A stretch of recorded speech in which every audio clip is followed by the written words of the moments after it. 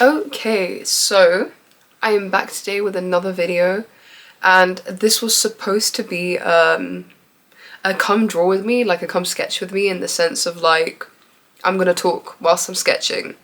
And of course, as the world would have it, I forgot to put my mic on.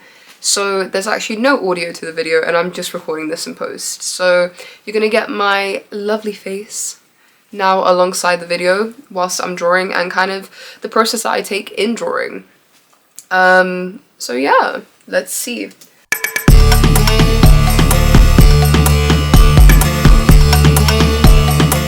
I'm just going to talk you guys through what I was actually talking about in the video, because I did go across a few points and hopefully I can remember all of them. But yeah, so right now you can see me just making my hand gestures, telling you guys what's up. Welcome back to the video that we're going to sketch today. The way I sketched today, or at least during that time, was I got my iPad and my sketchbook. The reason I have my iPad is because I just kind of need reference. That's how I draw these days, and I wanted to find something that I would be really interested in recreating or using as like a study piece. So I'm going to walk you through with me on my iPad all the references that I found, my referencing sort of style, if there even is a style, like if looking through Google and Pinterest counts as a style. But that's the first thing that I'm going to be doing.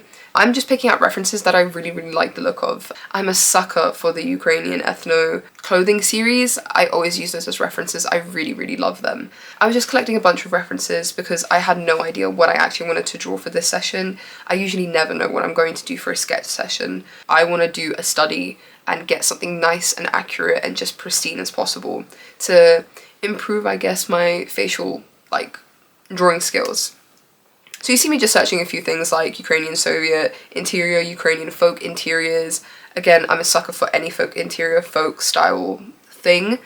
So that's how I did it. And I then put it into a mood board on Procreate to have it all together in one sense, so I can maybe try pick out a picture together. So now we're going to move on to the sketching portion. And it took me so long to get to the sketching portion. Like, I don't even know, like this time I did so many thumbnails and so many different little sketches. As you can see, I'm just going to run you so quickly through it because I was doing these thumbnails for hours. I know they look awful, like I promise you, when I make thumbnails, I feel like people think I can't draw. Even I think that I can't draw. I start doubting my entire like premise in life. Like, should I even be an artist? Because the way these thumbnails are coming out, like there's no proportion, there is no skill, there is just nothing present. So I'm really sorry that you have to witness those thumbnails. But I did also take the time to thumbnail and figure out some color schemes, because I really loved, I'm gonna put this picture here, I loved it. I loved the simplicity, the just one tone color, and I really wanted to do that piece. But again, that day, my creative juices were just not flowing. Like, I just needed to do a study that day. So you see me doing a lot of different like inverse of red and white, because in the picture, in the reference that I was using, the actual headdress was red, and that's why it was so emphasizing, because the white was the detail and the face was sketched. But because of the nature of the reference I was using, I wanted to inverse it and have the fabric white but keep the inlays red. And again, I was just not in it for that day. It was not working. So we ended up just taking this reference, put it up here as well, and I just wanted to do a copy of it. I wanted to practice my facial, like my ability to observe and to sketch and to draw it, get the proportions correct. And then from there, I was going to focus on maybe adding color in the way that I wanted to, because, you know, at least make it original in some way for a study. So yeah, now we're onto the sketching portion. And here, really, there's not really much to talk about. I don't have any crazy technique. I'm not traditionally trained in drawing. I've just been drawing since I was like 3 years old, so whatever way I draw is just the way that I have been drawing for ages. I went to art uni, but we didn't actually have traditional training. We didn't have training in painting, we didn't have training in drawing, which is shocking considering it's an art uni. We didn't have any of that. It was kind of like you come to the table, with your own stuff. Whatever you had before, if you could draw, you could draw. If you could paint, you could paint. If you wanted to take extra lessons, you would have to pay. Or like, I don't know. There was just nothing. We did like such basic workshops, you know, to be introduced to different things, like maybe gessoing or clay making, which was all really fun because as a person who grew up in London, we do not have the space. Well, in central London, we did not have the space to have rooms for clay or to even do stuff like clay. It was very basic. We did painting and drawing and maybe some like weird craft stuff, but that was about it. That was the extent of our art education in school. And then in university, you know, they just expected people to come with their own stuff. For me, well, because I could draw and I did draw most of the time by myself, obviously that wasn't too much of a problem. But I really do wish that having gone to an art uni specifically to hone in those skills, that I would have been taught those skills, like even more so. The way I'm drawing is just the way that I've learned before. I do like the basic, you know, central line and side line, but I just eyeball the proportion, to be honest with you. And then if it looks wrong, I tweak it and I will stare at it for an hour to figure out what is wrong with it. But yeah, and by the way, sorry if I be sniffling, I am still a little bit sick. That's why I'm a bit nasally and phlegmy. But just kind of the stuff that I was talking about in this video was actually what book I was reading, or that I'm currently reading. So, again, going to an art uni, some art unis do like art history or give you like reading and stuff. My university was very much about the practicals. So my university was very practical. And they didn't really give us a lot of lessons in art history. If we did art history, it was very base level. We did have a few reading units, but the reading was very much about what we were doing at the time. And so I didn't learn much background about any history or anything like that. So I was missing out a lot on the sort of academic aspects of being at university or at school, because I also didn't have any written exams. It was all examinations on the work that we were producing and a bit of writing on like what we were doing, and maybe like a simple essay here and there. But yeah, so I was really missing this academic aspect of school.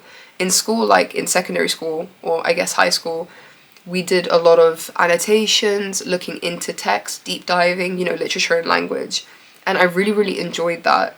And having gone into uni, we didn't do that anymore. And even though I do love art, and art has always been something that, you know, that I've known I wanted to do, I also really enjoyed the aspect of like education, of learning new stuff.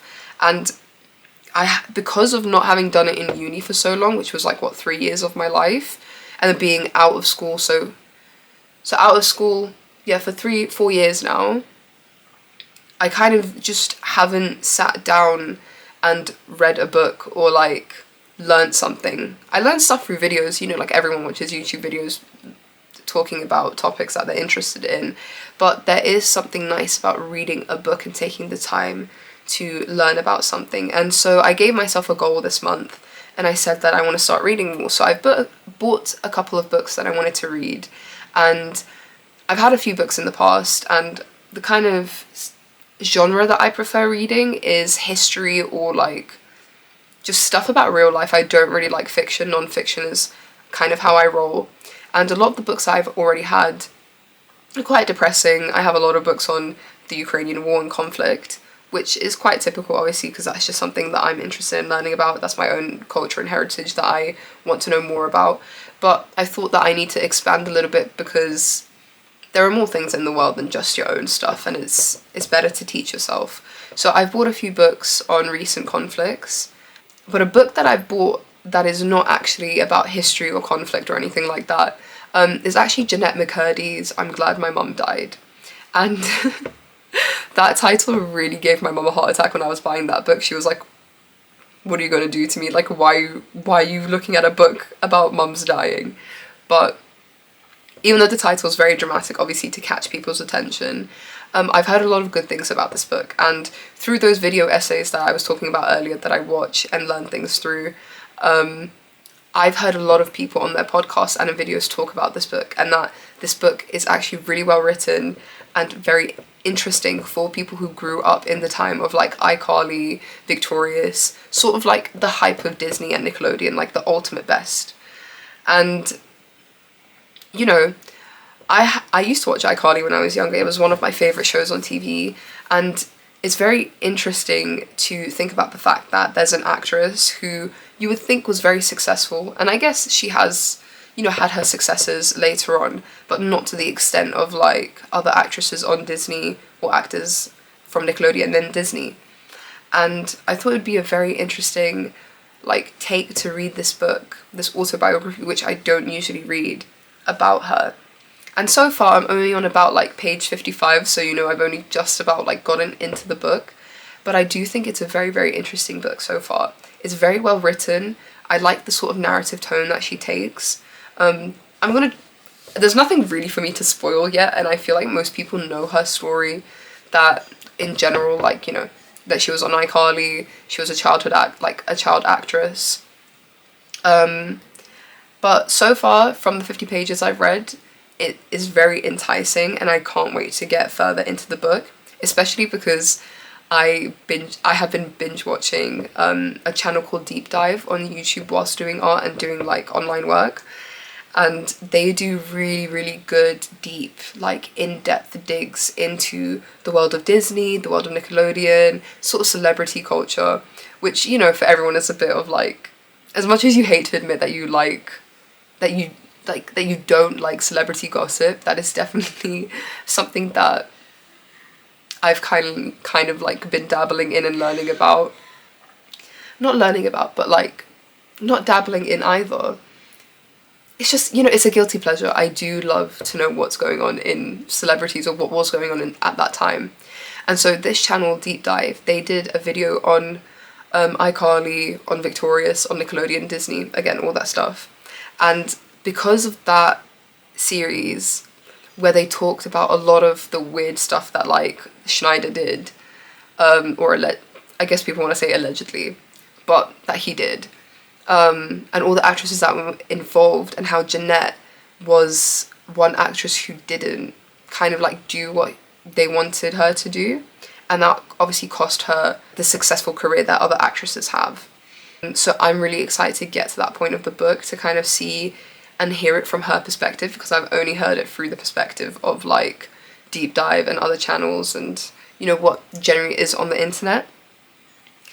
But yeah, that's the book that I've been reading, that I'm going to continue reading, and maybe in another video I will update you about the end of it and what I thought about it, and maybe even rate it. But for now, I've really been enjoying that book. Looking now back at the video, you can see me now doing a blue outline on the painting. So my thoughts with this piece were literally nowhere. Like, as I was saying earlier, I had no idea going into this sketch session what I actually wanted to do, and even like starting to sketch this piece, I was just like, I'm gonna sketch it, and then I'm gonna see if I morph it into like a completely separate piece that I might paint later, or am I gonna change the color scheme, like what is gonna go on with it. I had absolutely no clue. And so when I actually did finally sketch the piece, I was very, very happy with how it turned out. I had the proportions on lock, everything on point. It was a very good sketch day, because you know, when it's a bad sketch day, it's a bad sketch day. But it turned out great. And I wanted to kind of keep up with that red theme that I was testing out earlier in my thumbnails. But again, I wanted it to be at the background, because I wanted to keep the integrity of the fabric being a lighter color, like a white or a, you know, like a cream or a linen color. But when I did the red and the white, I was just like, crap, where do I go from here? Do I outline this? Do I just like render it in the same sort of manner?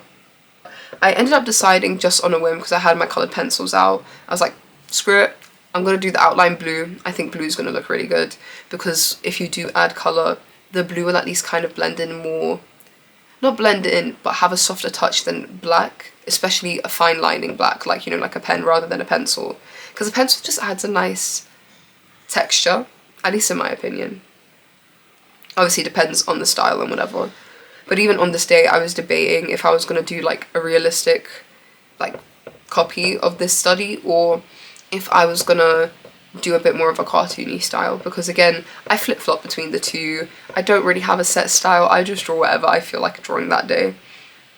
But I was very happy with that, the fact that I used blue. It worked really well.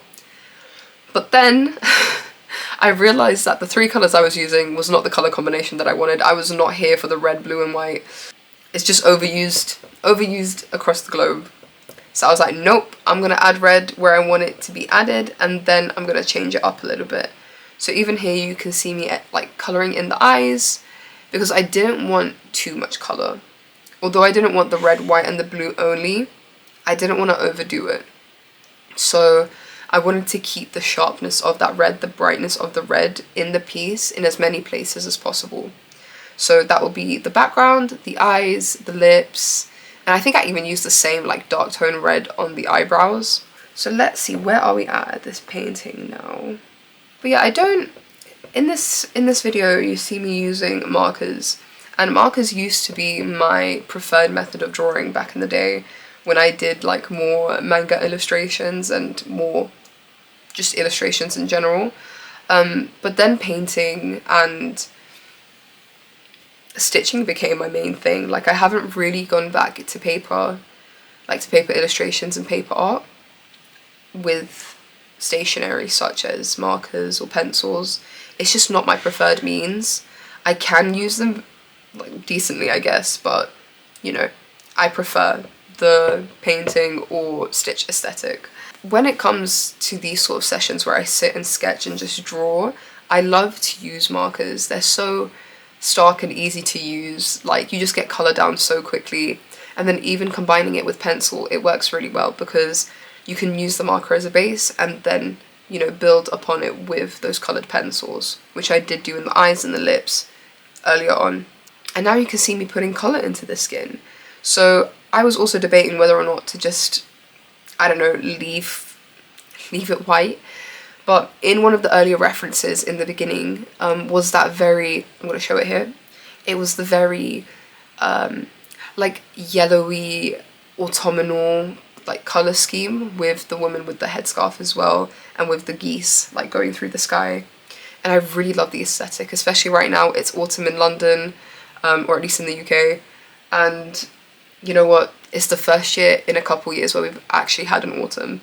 Usually it goes from like summer to winter instantly. We don't have that sort of break period, and it's also been super rainy. So autumn is here with just like with a punch, and I'm here for it. So the colour scheme, I really wanted to upkeep that sort of red, orange, yellow, like auburn colours. So yeah, when I went for the skin tone, I wanted to keep it light. Like I wanted it to be orangey, but I wanted to keep it light enough that I could build upon the colour. So then, as I was saying earlier, where you can like put a marker and put pencil on top, this is what I did here. I used a very light base, and then I used an orange pencil to build up the tones and the shading. And the orange again, giving it a warmth, giving it that autumn colour, keeping with the warm colour scheme. And then later on I will use a red pencil as well to darken up the shading. Now I didn't really focus too heavily on the shading because again, I wanted to just make a reference sketch. My goal was to like look at proportions and kind of figure out my skill on that day, on how good my eye to hand coordination was. And so the colouring for me was a complete blank. Like again, usually I plan stuff. I use my iPad quite often to figure out colour schemes so I don't mess up a painting, because you know, committing to a painting colour is a little more, well, to be fair, any picture, like even on paper, committing to a colour scheme is difficult because it's difficult to go back if you mess it up. But here I was like, again, I don't want to do pre-planning apart from all the thumbnailing I did, but I didn't want to do the colour scheme planning. It was just not in me that day. So I was just picking up stuff as I was going. So the marker was a quick decision, the colour for the skin was a quick decision, and even the pencils I was picking up was just in the moment. So I didn't really focus too heavily on getting all the tonality and all the shading and all the like super crazy depth in the face. I didn't want it to be like a colour study day. But I did, you know, put 3 colours in. That's usually about the amount that I use even for my cel shaded like paintings. 3 is usually the amount that I'm content with to show enough depth and detail in a face, or fabrics, anything in the painting really. And at this point it was getting late. Like I'm telling you, I was thumbnailing for ages. For what reason, I have no idea, because in the end the thumbnails were crap and I did like the same thumbnail like 3 times. I don't know, I was having a weird sketch day that day. But yeah, you see me doing the eyebrows, using the exact same colour that I was using from earlier. Now I know what's up. Sorry, I get lost in my own video, I'm like, what the hell? But yeah, at this point, I was looking at the painting and I've cut so much out of it because a lot of the pauses were literally so long between like one colour and a different. But I was looking at the piece and I was like, you know, something's missing. I've put the colours down. I need to put like shines into the face. And when it comes to, I learned this from my art teacher actually. When it comes to like light patches, like highlights, that's the word, highlights, you always add a bit of yellow. And then when it comes to like black, you always add a bit of blue, because the blue and the yellow add like a real, I don't know how to explain it properly, but it adds a very natural tonality to those two colours, because black and white are very flat by themselves. So if you add a bit of yellow to the white, it makes the white brighter, even though it seems counterintuitive. And same with the black. When you put black down, it's very flat, it flattens a painting and flattens a piece. You add a bit of blue or a bit of purple and it instantly lifts it, it gives it a richness. So that's what I do when it comes to highlights and darkness. So when I was highlighting her eyes and her skin, I was using a yellow jelly roll rather than a white one, because again, the white would flatten all the sort of shading that I've done. And then here comes to the sort of headscarf moment. Again, I was going to leave it white because I was like, yeah, stark contrast, it looks really good. But I hated it. It was too flat compared to the brightness of the red, and then too flat compared to the shading that I did for the face. I wasn't really planning to do like crazy cell shading on it. I just wanted to add a sort of texture. And so I picked out one of the lightest yellow markers that I had in my sets. And the texture of the marker would add, you know, like the strokes of the marker would add the texture that I wanted into the piece. I'm very happy that I did do that, because I think the white was just way too flat. And I also kept the pencil lines underneath, because the pencil lines, again, give a bit of texture to the picture. And this wasn't supposed to be like a final piece. Again, it's just supposed to be like a sketchbook piece. So if you want to make it look sketchy, just leave your working lines in. It's always a great moment. And I really did like the sort of contrast between the really, really pale yellow and the blue outlines. I think blue outlines is definitely something I'm going to try use more, because I really like the way it came out. There's a lot of parts of the human body that actually utilize blue and we don't realize it. But yeah, just adding more texture into the piece here. And again, I wasn't too bothered to deal with the embroidery on the reference that I was using. It was not an embroidery day. I've been embroidering for like ages now. I have a piece that I'm currently working on, so I didn't want to have to be working on embroidery in real life and embroidery in a drawing sense. So I just picked out a colour, again, off the dome. Like, I didn't sit there and plan it. I was just like, screw it, I'm gonna use the blue, because like a lighter blue, like a periwinkle. Periwinkle was definitely the feel I was going for, because it contrasts well with the red and the paleness of the yellow. And it works really well with the lines, because I did use a dark blue. And yeah, that was basically the piece. That was my entire thought process for the day. There's nothing crazy.